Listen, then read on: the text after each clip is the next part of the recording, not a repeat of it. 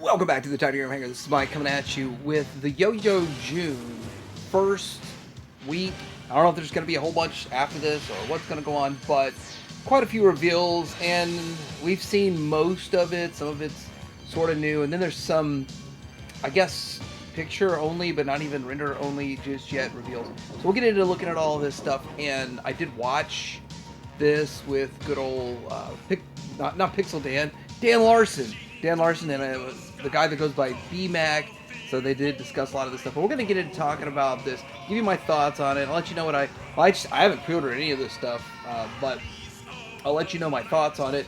Some of the stuff is reasonable in my opinion. Some's a bit overpriced, and some has some opportunity for the future. We'll talk about this and more coming up.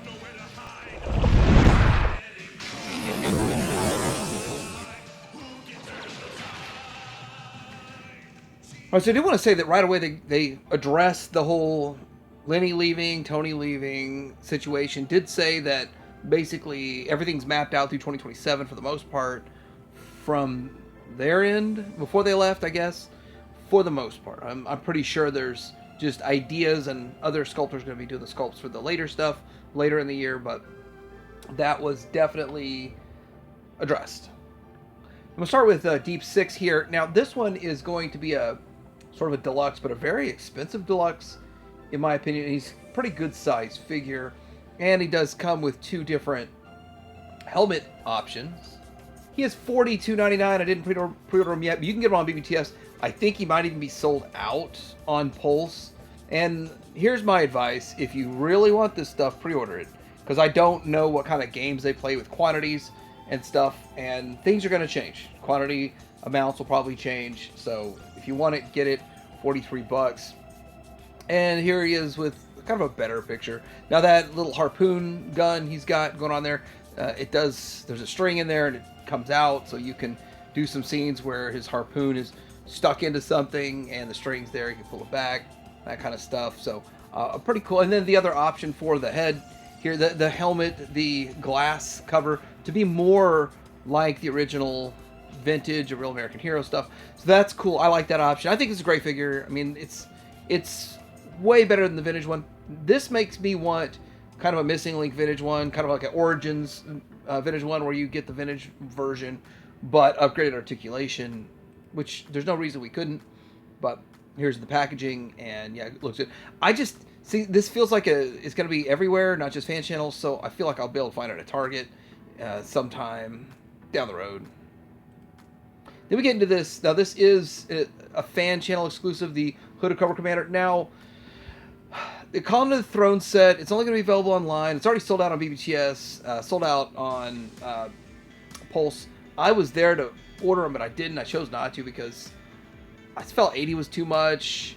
I don't really like the whole figure. Wearing his Julia Roberts Pretty Woman boots. But it's a cool figure. I kind of feel like a lot of people are going to pop and swap that head. Just pop it off there, put it on a retro Cobra Commander, but it does look good. I mean, these pictures really make this thing look fantastic, but $80, I mean, you're getting yourself a $30 figure, a $30 throne, and it's $80. So we are getting juiced by this one, and it's simply because of the fact that it's been so long, so many people complaining that we can't have this, what looks like an Executioner mask. Now you got it. If you want it, get it if you want it. Well, I sold out. So I have a feeling more will come back in stock, and I think we'll see with this. Is this going to be one of those items that never comes back in stock? But then a buddy of mine said he read a BMac post saying that there's going to be 2 runs of this. The initial run will be first, and then there'll be more pre-orders for a second run. So I have no idea. It'll be fun to follow this, but even on the second one, it comes back up, I'm still not interested myself personally. And then we've got this here. So this is the G.I. Joe Classified Series Snake Eyes and Varmint. What a Varmint. ATV versus Stealth Viper, Cobra Stealth Viper. This is a cool set. I don't see it selling out. I don't see recolors of basically the Ferret and the Trouble Bubble, the Flypod. I don't see that really commanding a high price. Now, it's $110. So the price of $110 is two $55 vehicles. And it makes perfect sense. And like I say, usually when you pack 2 in 1, it should be a little cheaper because there's only 1 box. But the fact that they didn't do what they've been doing is put 2 in 1 and add another $10 or $20, then that's, I mean, I'm okay. 55, 110 makes sense. If you're in on this, get this. I would probably pick it up if it goes on sale or something. But yeah, it looks pretty cool. Here's another picture with a box. Hopefully in editing I can just show this picture a little bit longer or the whole time. Okay, so this is kind of going to wrap up the official pictures that we've gotten. And the rest of the stuff's going to be more in hand and talking about what's going forward. But these official pictures are nicer pictures, I guess you could say, than what we're going to see going forward. And so we'll move into that. Now we've got the Fatal Fluffies, been talked about a lot by a lot of people, not by me, but very much. But you get the small Fatal Fluffy, the cute one, before it turns into, what are they, blow a whistle or something? I forgot what they did to make them bigger. I should watch the episode again. It's not a bad episode. Anyway, they grow into these giant monsters, and of course they have to fight them off and all that. Comes with a little note that Cobra Commander sent along with them, and it's in a Fatal Fluffies cereal box. I mean, it's kind of cool stuff. This, and I hate to admit this, I will be getting this. I like the one Super 7 did, but I might try to get 3, because I think that's a good number. If I troop build, I don't go over 3 anymore. But this, it's that fun. I might actually pay up for premium to get it. And if I pay up for premium, then I'm going to order a lot more stuff from there. It's kind of like a weird cascading thing, but definitely worthwhile. It is going to be an SDCC exclusive, and then it's going to be available in what I believe small quantities on there, but you never know with this kind of stuff. So it'll be on Pulse. It'll be on Pulse only. Then we've got this. This is another SDCC exclusive, which this is perfect for SDC exclusive.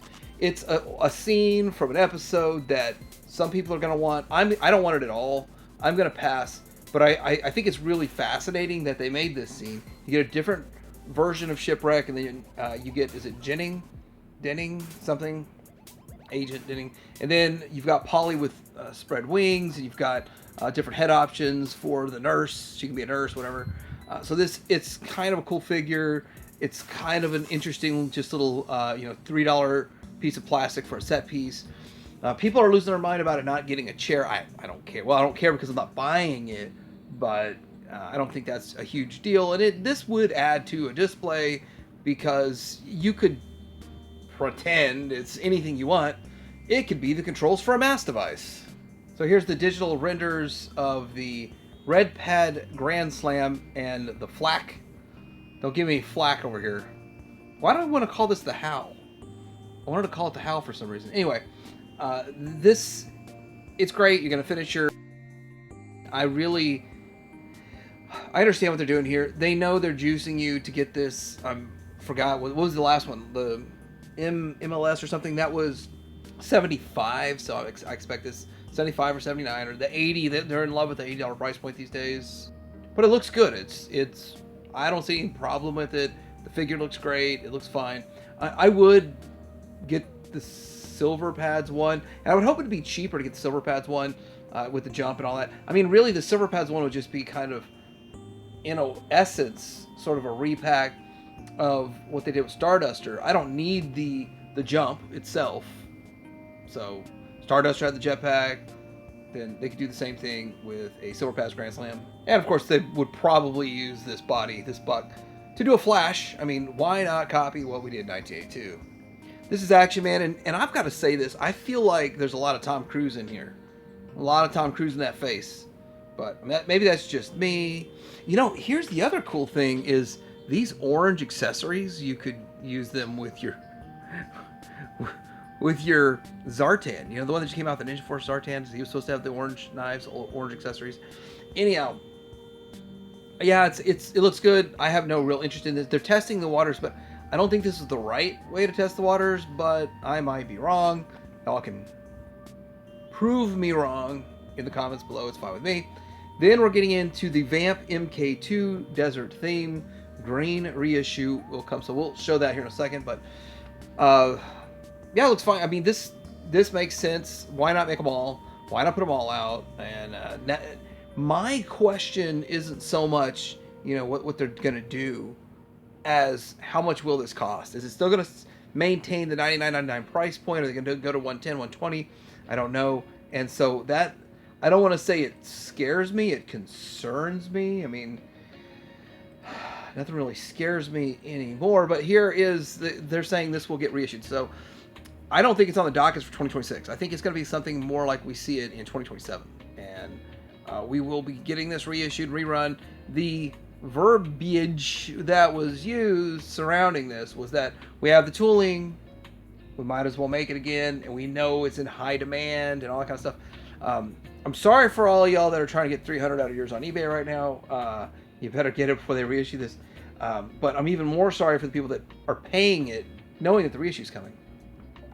So now we're getting into the name only reveals, and I want to say this. This is Snowjob with a different head. If they're making a generic Avalanche Response Legacy figure using the same buck and poles and skis and everything from Snowjob, it's safe to assume Snowjob's coming in that time frame. I'm surprised we haven't seen or heard anything about that yet. Hey, maybe that's going to be something we hear in a later week or something like that. But this is Legacy Avalanche Response, and it's going to be like an adjacent Snowjob-ish. It just is what it is. And then the Deke version of Dusty and Sandstorm. This is either version 3 or version 4. I don't know why I feel like it's version 4 of Dusty, but 3 or 4. And it's a 90s one, and that's a pretty cool figure they made back in the day. Not sure this is going to be highly sought after, and with them having Sandstorm, a $44 price point because of its deluxe. It's fine though, because I've been able to get all those at Target for like, $20 or under. The last one was like $17 on clearance, so yeah, that works for me.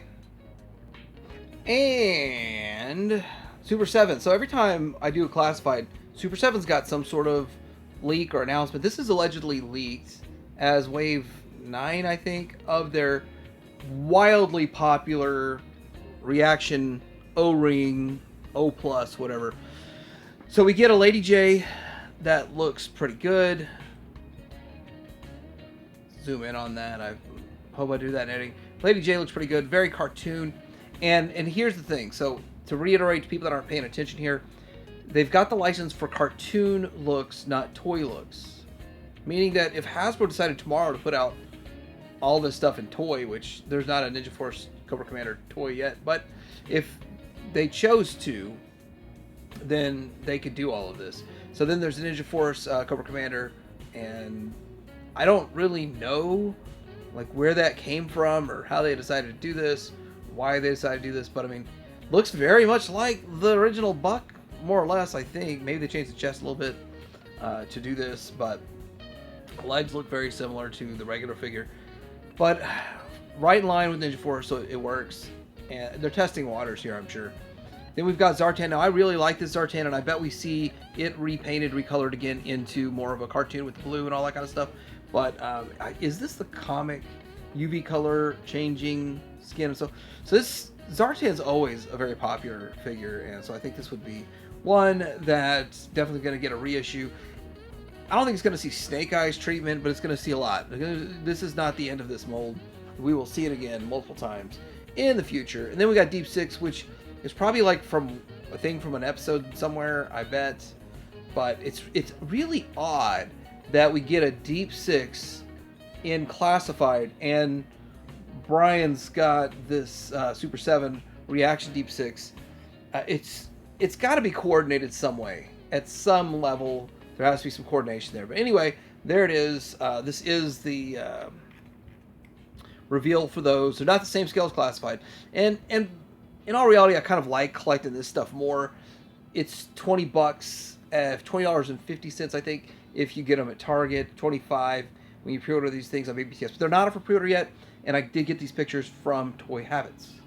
All right, so let me know what you think about all these reveals. What do I think? I didn't pre-order any of this stuff. A few things I plan to pick up when I bump into them. I will definitely go after the Fatal Fluffies. I will pass on the Shipwreck 2-pack. And that's where I'm at on this. And I'm a pick and chooser. I'm definitely farthest thing ever from a completist of this line. But I do enjoy it. I enjoy looking at it. I might pick up some other stuff when it goes on sale. But I'm curious what you think about this. Let me know in the comments below. Like and subscribe. Titanium Hanger out.